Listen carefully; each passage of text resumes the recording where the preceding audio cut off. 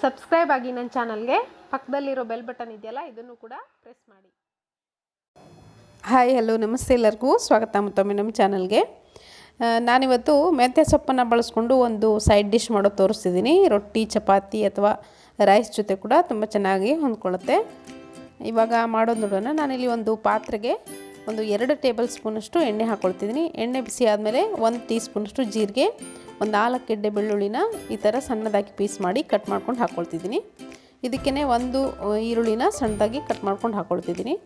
ಇದನ್ನು ಸ್ವಲ್ಪ ಚೆನ್ನಾಗಿ ಈ ಥರ ಫ್ರೈ ಮಾಡ್ಕೊಳ್ಳಿ. ಈರುಳ್ಳಿ ಸ್ವಲ್ಪ ಕೆಂಪಗಾಗೋವರೆಗೂ ಚೆನ್ನಾಗಿ ಹುರ್ಕೊಳ್ಳಿ.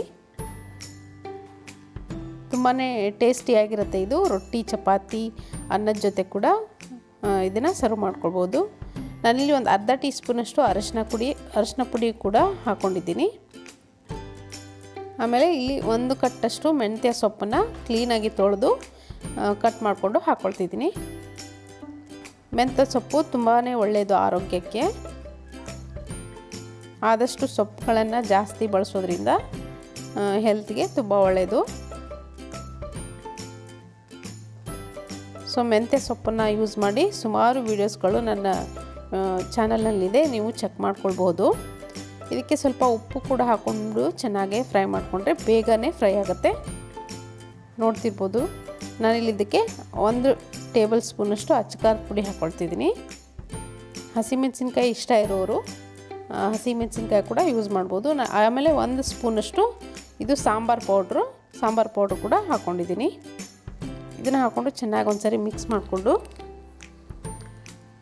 ನೋಡ್ತಿರ್ಬೋದು. ನಾನಿಲ್ಲಿ ಮುಚ್ಚಿ ಒಂದು 2 ನಿಮಿಷ ಬೇಯಿಸ್ಕೊಳ್ತೀನಿ. ಅವಾಗ ಚೆನ್ನಾಗಿ ಬೆಂದಿರುತ್ತೆ. ನೋಡ್ತಿರ್ಬೋದು, ಒಂದು 2 ನಿಮಿಷ ಬೇಯಿಸ್ಕೊಂಡಿದ್ದೀನಿ. ಸೊಪ್ಪೆಲ್ಲ ಚೆನ್ನಾಗಿ ಬೆಂದಿದೆ. ಇದಾದಮೇಲೆ ಇದಕ್ಕೆ ಟೊಮೆಟೊ ಹಾಕ್ಕೊಳ್ತಿದ್ದೀನಿ. ಒಂದು 2 ಮೀಡಿಯಮ್ ಸೈಜ್ ಟೊಮೆಟೊನ ಸಣ್ಣದಾಗಿ ಕಟ್ ಮಾಡಿಕೊಂಡು ಹಾಕ್ಕೊಳ್ತಿದ್ದೀನಿ. ಟೊಮೆಟೊ ಚೆನ್ನಾಗಿ ಮ್ಯಾಶ್ ಆಗಬೇಕು, ಅಲ್ಲಿವರೆಗೂ ಒಂದು 2 ನಿಮಿಷ ಬೇಯಿಸ್ಕೊಳ್ಳಿ ಮುಚ್ಚಿ. ಸೊ ಇವಾಗ ನೋಡ್ತಿರ್ಬೋದು, ಟೊಮೆಟೊ ಕೂಡ ಸ್ವಲ್ಪ ಆಲ್ಮೋಸ್ಟ್ ಬೆಂದಿದೆ.